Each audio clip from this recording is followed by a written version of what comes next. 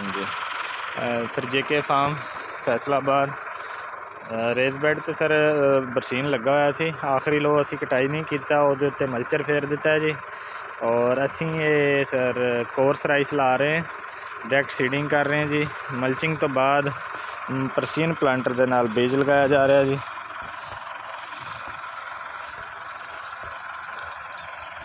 एक बेड अजे लग गया जी, शुरुआत कर दी है जी। अलहमदुलिल्लाह ज़बरदस्त चल रहा काम जी। तो बीज तुम दिखा दिए जी।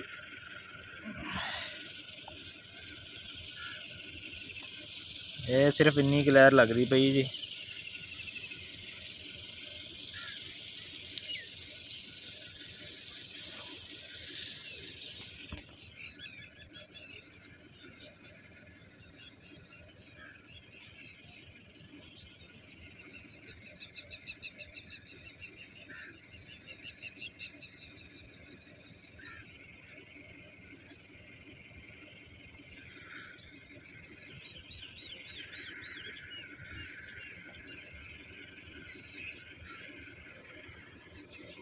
इस तरह जी।